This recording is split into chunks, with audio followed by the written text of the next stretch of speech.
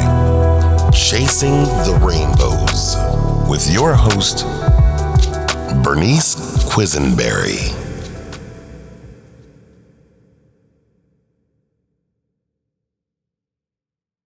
This week's episode is 9 Months of Fear with Bree and B. Thank you so much for coming back, Bree. Thanks for having me. Yes, of course.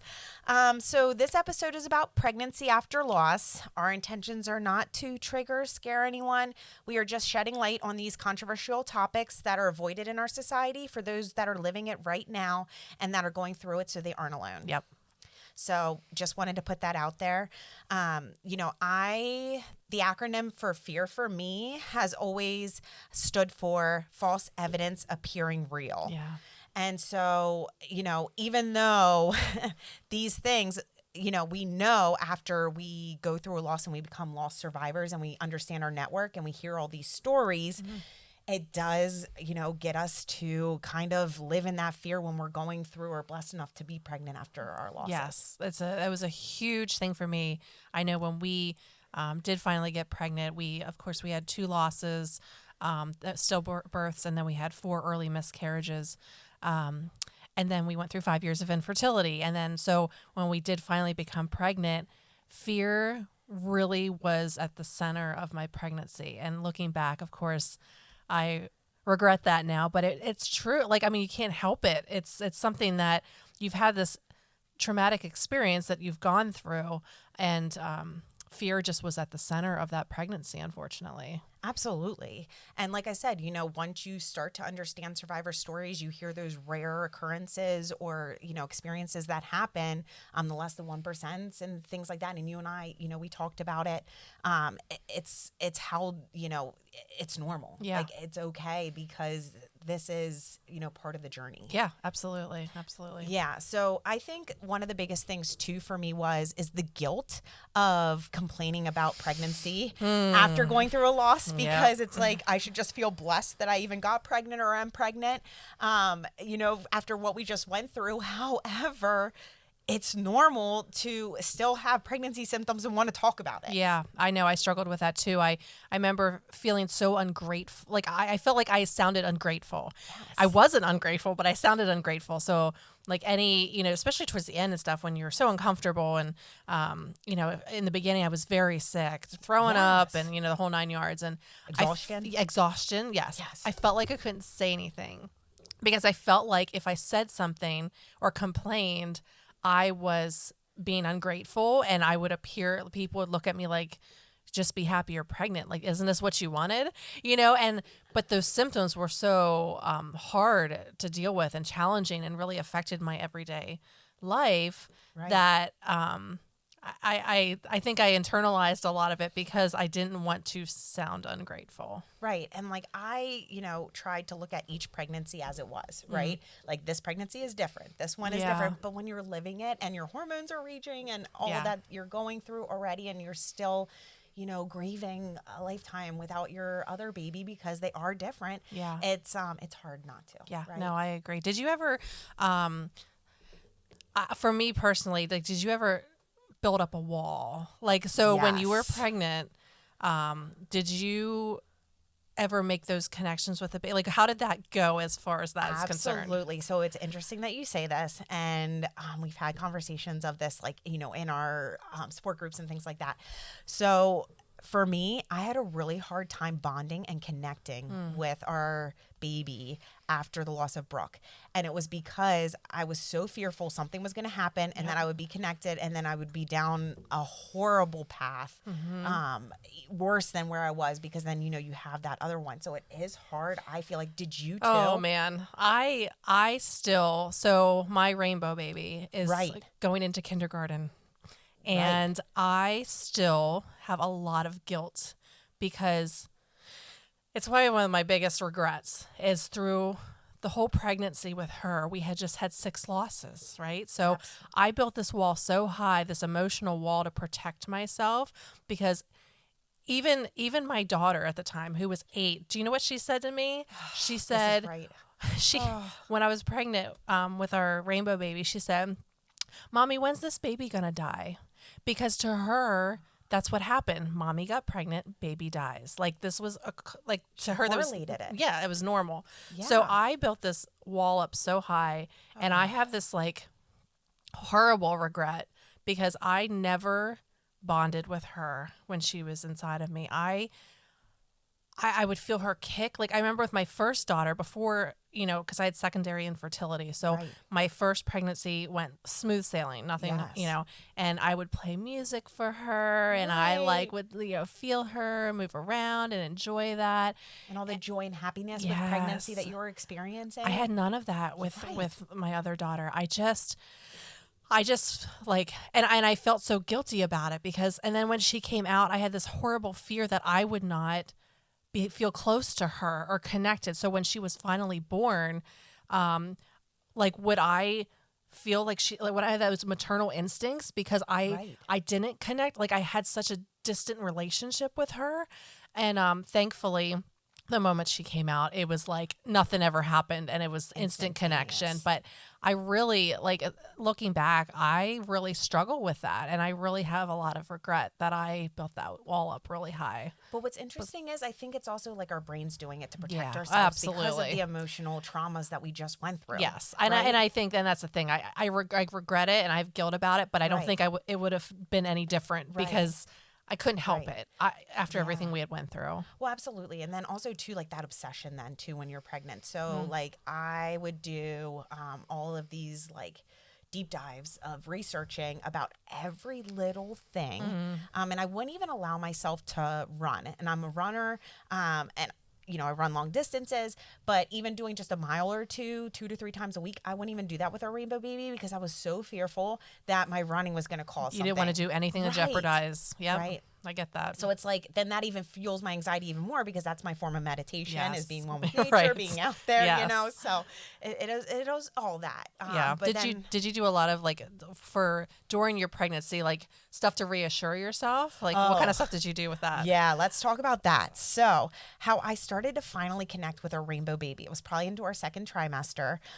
For me, I was told not to get a hand Doppler by our medical professionals. Why they not? said because you'll obsess, right? yep. However, for me, I was actually obsessing more about the not knowing than the knowing. So I would use the hand Doppler once or twice a day, maybe. Sometimes not, especially, and we'll get into the kick counts and things like that if I felt her moving a lot and things.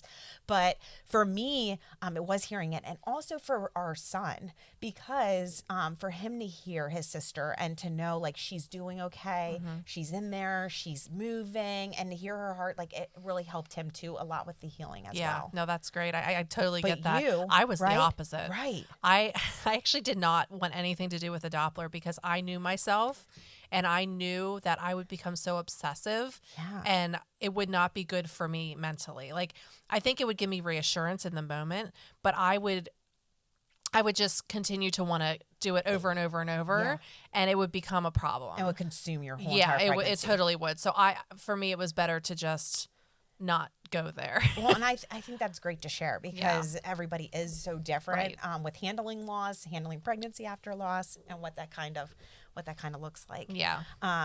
But then also for me too, the kick counts. So when we got to and just to like give a little bit of a background history, I didn't realize the importance of a hospital's national rankings and their NICU ranking, their level, until we went through our loss. And for me, we did research then because we were like, we need to go to a top hospital. Yeah. And it shows like them against like the standard of care, their capabilities, how they do their procedure, all that stuff. So it all fuels that number, right? Well, that makes sense for you because Brooke was in the NICU for all Right. for all that time, and you saw the importance of having a NICU that can handle situations like that. Right. So she was in a level 3 NICU, which means that they were not able to do surgeries on site. Okay.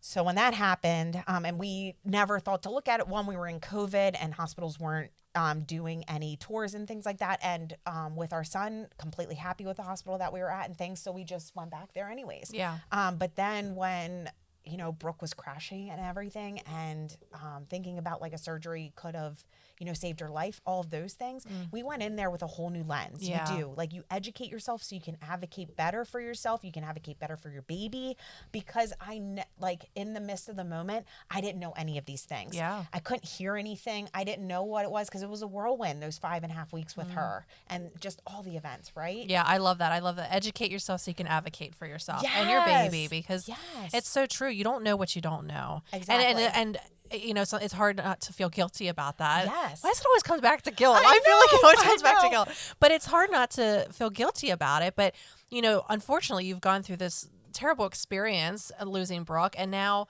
you know, you did your homework, Right. and you educated yourself. So now you can advocate, and you can make sure that everything is set up as best as you possibly can, to the In best my of your control. ability, within your Yes. control, Right. to ensure that the next baby has the best care possible. Absolutely. And you know, doctors aren't God. They aren't higher powers. Right. But when you look at the hospital system as a whole, it says about the capabilities of the hospital, right? Exactly. So that for us was really important. And also, what's interesting is I contracted COVID twice with our rainbow baby. Didn't have it the whole entire time during the pandemic, or with Brooke or anything like that. Go figure. And then we go into, right, 2021 and 2022, and then I get COVID twice. And what's interesting is being at, you know, Johns Hopkins, where we were, they looked at it and said, you know, let's treat its symptoms, right? We're going to look at this as a cold, and that's what it is. And then we're going to treat each symptom for what it is. And they did not make me feel crazy when I was talking to them about my fears, because you and I, you know, I heard about, you know, Fifth's disease and what happened with your occurrence, you know, and diseases crossing over. It's rare. Yeah. But then, you know, you do these deep dives on Google and researching all this stuff that all of a sudden then you think, oh my gosh, my baby can contract COVID. And that is a slippery slope to go down. Yes. Dr. Google. Yes, is I know, all of a sudden. Not the best idea in the world, which I'm totally guilty of. But it's not, because you open up a can of worms, and you're going to see anything and everything. And all of a sudden you're like, oh my gosh, this is going to happen to me. And you can't stop thinking about it. And then you obsess about it. And then you fear it, and you know, it's false evidence appearing real. Absolutely. It's false. It's not Absolutely. happening to you, but now it's planted in your head. So you've got, you know, it's stressful enough to have a pregnancy after loss. Absolutely. And the fear that comes with that. And then throw in like all the things Dr. Google is telling you is going to go wrong. Right. And, you know, it becomes a slippery slope to go down. Well, it does. And then also, before we even got to, you know, our hospital that we ended up delivering her at, I went in early, my first doctor's appointment for Faye, and we went into, you know, the doctor that we were also seeing with Brooke, and their take on it was, you know, oh my goodness, this is going to hurt your baby. So when I hear those kind of things, like, look, they wanted one less thing, you know, to be stacked against us. Yeah. And then you hear this and you're like, oh my gosh, now I hurt my baby. Now I killed my baby. Yeah. All of a sudden, then you go down all of those feelings again. And it's very, and granted, like, that's just what I heard. But when you're going down those slippery slopes, and then all of a sudden you start Googling things, but then that's why it's so important to go to a hospital who understands, you know, anxiety. Who's going to be patient with you and understand. I know that was so important for me. So having a great care team that understood with pregnancy after loss, and helped not just my physical health, but my mental health as well. And I think that's just as important when you're going through this. Well, it is. And then, like, things come up in pregnancy, right? Like, you know, like, for example, we dealt with constipation, right? And there was one point, because I was scared to take anything unless it was absolutely necessary, because I was worried that it might hurt the baby, right? So I'm like, I am not going to take a Dulcolax or, like, you know, or Miralax or whatever it is, you know, to help with a little bit of constipation. So I'm like, I'm just going to tough this out. And, like, when it comes, right? Well, you know, it wasn't coming. And then it got to the point that, like, I was trying to go to the bathroom, straining really hard, and then bleeding started happening and things like that. And my husband was with me. I started throwing up too, because I was pushing hard. And so I ruptured, you know, things back there, but it wasn't, you know, my lady parts. So So, but it freaked me out. Yeah, to I'm the sure. point then we were on the phone with Hopkins and talking to them through it. And then I go in to get checked the next day because I was a panicked mess. Like, oh my Yeah. gosh, now I just hurt my baby. Yeah. You know, I did this. But these kind of things, and I got reassurance. And that was the thing. I called each time, right? And towards my in my last trimester, I was calling 2 to 3 times a week because I had such anxiety because Brooke would have been a stillbirth if we didn't go in for that last ultrasound with her. So this was in my mind then. Oh, yeah. And so I then was calling them, and each time they said, we don't know what exactly happened. We will never have those answers or no. So we would feel better you coming in to get checked Yep. than you sitting at home and worrying about this. Yeah. Because it would make us all just feel better. Well, and you're just going to increase your blood pressure because you're stressed out, and like, Absolutely. you know, how your mental affects your physical as well. So, Absolutely. And then yeah. it did. It gave me, every time I did go in, I got that 24 hours of a sense of relief, which was wonderful because that is so important when you're going through all of this and thinking about it. But, you know, these things, though, it's nice to feel validated when you're going in and not feel like a crazy person Yes. because your hormones are raging and you're Yes. feeling like you are. Yeah, and that's the thing. That And just- no one talks about it. No. So No. you think that you're so alone and you're out there on that isolated island. Yeah. And you're not. No. And this is all normal. Like, you went through a loss that was traumatic.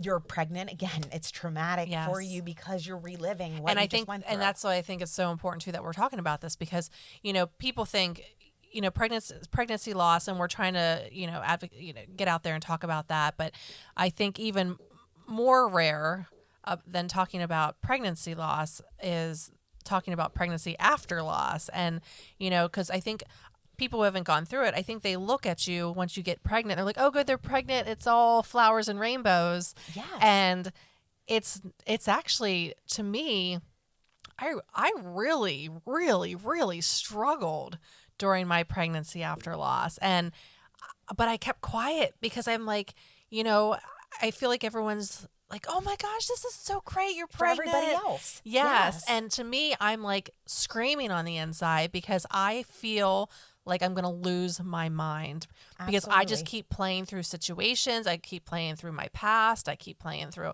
you know, all these things that are just driving me crazy. And it was the longest 9 months of my life. Like, it was really hard. It was. And it is that constant living in fear Yes. the whole entire time. It just Yep. does not have a shut-off valve. Nope. And, you know, Not until the moment they are delivered. And that was honestly like yes, the- that sense of relief. oh my gosh, I have Well, it's never not, it's like so immense. had that feeling in my life. Like, I was so, it's like, I kind of described it as I had the whole world on my shoulders for 9 months, and I felt so weighed down. And the moment I delivered her and she screamed and cried, My gosh. I yes. felt like I could have floated up Yes. into the sky. Like, I Yes. literally felt my shoulders lifted, like this sense of, oh my gosh, she's here. Like, she's safe. Yes, I in can my arms. in my arms, and I will Breathing, never healthy. forget that moment. Yes, absolutely. Absolutely. No, I not agree this. with you 100%. And I don't know how you exactly feel about this either, but when we did get pregnant with our rainbow baby, we told our support systems immediately. It wasn't like we waited until the 12 weeks Yeah. because we needed them just in case something were to Sure, happen, yeah. because I would need that emotional support 100%. So And I don't know how you feel. I did. So we did share. I think it was probably around 8 or 9 weeks with immediate, like, so like my brother Right. and his family, my parents. But so this is so. I don't know what you did, but like, I didn't want anyone to know I was pregnant. I didn't tell us, like, to the point where, and it was simply because I didn't want to, the more people that knew, the more people I would have to tell that we lost the baby. Like, that was the Wow. way I was thinking. Yeah. I thought if people knew, then I'm going to have to tell all those people that I lost the baby, because I was just kind of not assuming it was going to happen, but like, I just was so used to it happening, I think, which is terrible. It was to the point where I would be walking through the aisles of like Target, and if I saw somebody, I would dodge down another aisle so they wouldn't see me. When I was bigger, Wow, when I couldn't yeah. conceal my pregnancy anymore, I wore baggy shirts, and we even concealed it from our daughter until we were probably around 20 weeks or so, because I Oh, didn't want yeah. her to have the stress of, because I know I was stressed out about pregnancy. And then that, And then I didn't also want to consider her and, yes. and everything that was going on with But her as I well. really, we never posted anything on social media. I dodged people when I saw them in public, and as best I could. And we finally, when she was born, we finally posted on social media, and everyone was like, I didn't even know you were pregnant. I'm like, good. That was the goal. Like, I Right. really, and it was all a protective. self-preservation. Yes, absolutely. Oh, I mean, it does make sense, Yeah. especially with everything, because like you're already trying to deal with enough with yourself, with your husband, and I didn't your even want a daughter. baby shower. Yeah. I remember really struggling when they wanted to throw me a baby shower, and because it had been 8 years since I had my firstborn, so yes. everything's outdated, and you Oh, know you right, need all this stuff. right. But I didn't even really want it. I mean, I did, but I didn't. I did because I knew we needed it. I wanted to celebrate the baby, but in the same breath, I didn't want to because all the stuff would come into my house and then the baby would die, and what was I going to do with it? Like, we didn't even put the crib together until a week before. We didn't do anything. The room was not ready because I didn't want to do it in fear that something would happen and then I'd have to look in that room. Like, it was hard. Like, I really had myself convinced that something was going to happen. And when I say I built emotional walls up, like, I really built emotional walls up. Like, I didn't do anything to prepare for this baby because in my mind, something was going to happen. And I did not want to. Be reminded. Yes. And you know, it's really interesting that you said that. So 2 days before Brooke passed, we had her baby shower. Wow. And my sisters and mom threw it. And it was solely because, same thing. Bryson was, 8 years, that 8 years difference and things like that. But also, like, we were planning on her coming home from the NICU soon. So it just worked out perfectly. It was on my husband's birthday.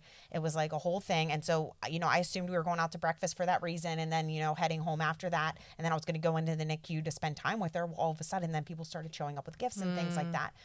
So then 2 days later, she passes. Well, we had all the gifts in the family room. We had everything. And then we moved it all to her bedroom.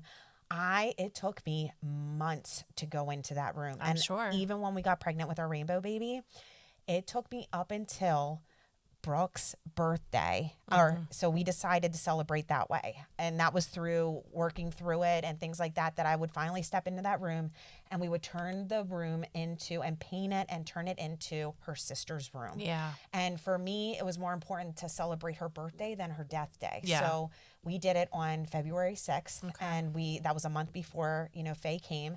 And that was finally when I went through all the stuff from the baby shower, got it out of all the bags, like looked at it all. But all of that was so difficult. I mean, I kept her door closed. I could not open it. Couldn't even let the light in. Yeah. Like, I could not. It just I get it. Totally understandable. And that's exactly why I right.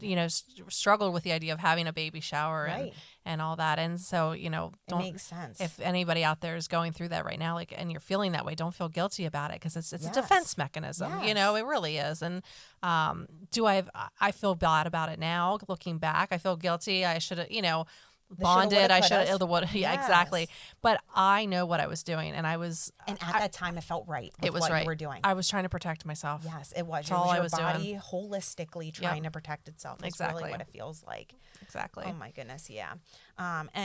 And so to go back to kick counts, right? Oh, yeah. So I know we were like discussing. I love the rabbit holes that we're going down to discuss. We these tend to things do that, don't we? Right.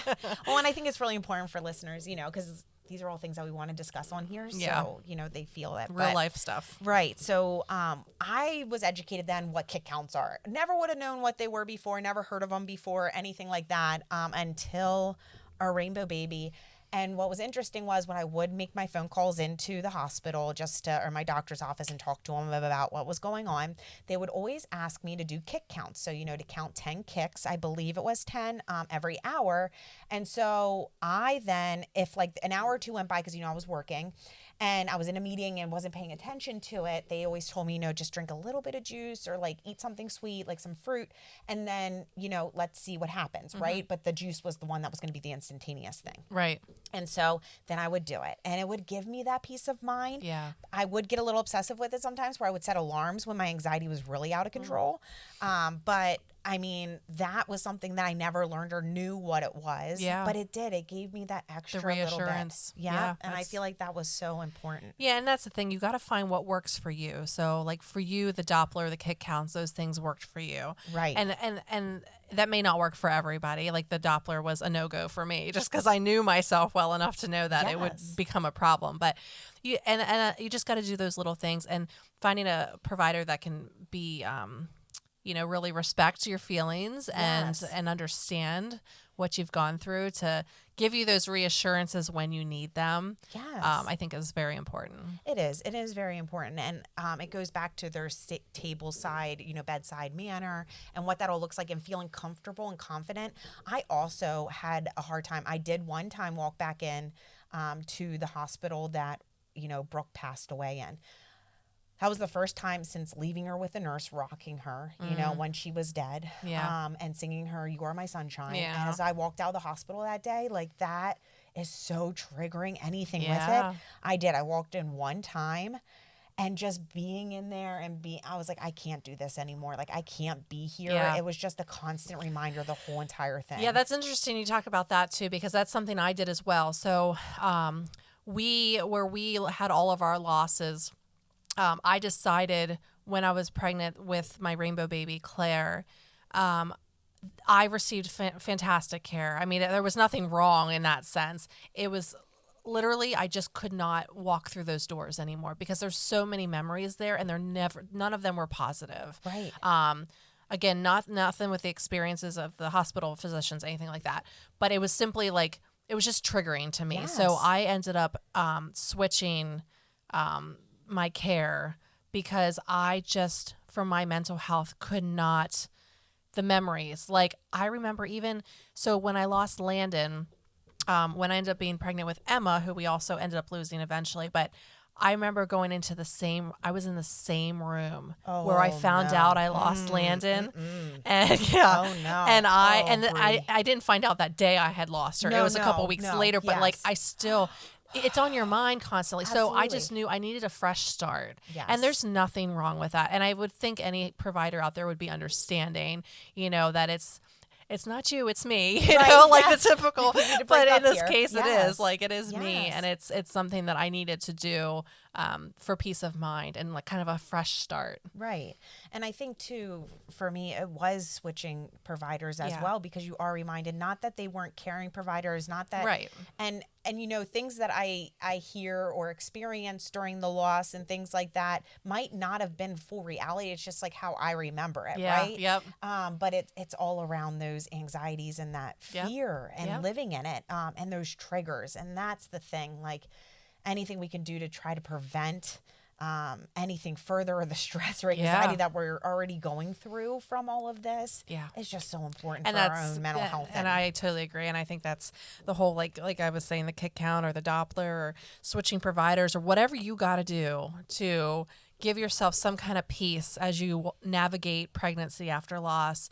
Do it, because it's really, again, you take care of your physical health, but take care of your mental health as well. Absolutely. And, the whole thing being too, I think what was really important to me was having other survivors to talk to about it, because that did deal with pregnancy after loss as well, because they understood exactly where I was and my feelings. Oh my gosh, were justified, and they would then share what they went through, and it all just made complete sense then. And I was like, wow, people actually understand and get me. And always being told, I felt like I didn't have someone to talk to, or I didn't, I could never really talk about it, because I kept turning to my husband and talking to him about it, which is great. But we both grieve differently and we both experience things differently. Yep. So I didn't want to steal his joy of us being pregnant, Right. when I was the one going through it. Well, and it's hard because it is different, Right. And just having somebody to let you know you're not crazy. Yes. Because even just talking to you now, like some things you said I didn't know in your story, that like we've known each other a long time, but like I haven't heard some of these things, and it's interesting because I'm like, oh my gosh, same here. Like that happened to me, and that's how I felt too. And just having somebody validate those feelings, and you're not crazy. Right. You're building an emotional wall. Yep, I did the same thing. You switched providers because you couldn't stand to walk through those doors again. Yep, I did the same thing. Yeah. And that's, and just talking it through with somebody who is going through the same thing as you is so important. Absolutely. It's life-changing. And it goes back to like, and I just, we'll wrap it up with this, right? With intentions and looking at people's intentions, because when we first, lost Brooke, everybody was asking, and I think everybody was looking for that silver lining. There's never going to be a silver lining from losing our babies, right? Yeah. We're never going to find the positive in it because we do want our babies back, right? But they would always say, well, are you guys going to try again? Or when are you going to try again? Or are you going to get pregnant again? And it's like, that should not be in the same breath asking me how I'm doing when I lost my other baby, period, or how like you're processing that. Those conversations, I get it. Their intentions are pure. They're trying to like be our cheerleaders and things like that. But in the end, that's so insensitive. Yeah. Because what if I didn't want to because of the pain? Or that what we if you experienced? physically couldn't? Or what if we physically couldn't? What if there was like right. damage done and there's nothing, you And can't that have happens a children? lot. Yeah, Yes. it does. And that's exactly right too. It's all of those things. Yeah. And looking at it as a whole. And people just don't think about it. And that's why it's also important to have the Survivor Network when people are, approaching you at all angles with different stupidities that they don't even know it's stupid. You know, and I'm not trying to call people that. It's just in that moment and wanting to find the positive in things. Well, and I think having, your network of people also be involved in the conversation so that they can educate themselves of what to say and what not to say. And I think, we'll look into having a podcast about the do's and the don'ts sometime, because I think that's important to talk about as well. Absolutely. But yeah, just educating on what you should and shouldn't And we say. do that now. If survivors out there listening right now, you have family members who are like, how can we help you? How can we get, we tell them to write in on our chasingtherainbows.org website, and they can write in and ask us, how can we support our survivor? Like the parents of the, couple that lost them, the siblings, aunts, aunts, all uncles, that stuff. Yeah. Yep. And because we want to give them that resource and the knowledge, so then they can armor themselves to be the best that they can be, because you don't know until you know. And if you don't know, it's like, let us help you to help them. Yep. So then we can all come together and be this united network, because that's what it's all about, right? Totally agree. Yeah. Absolutely. So, all right, listeners, thank you so much for today. We will talk to you next week. Thanks for listening.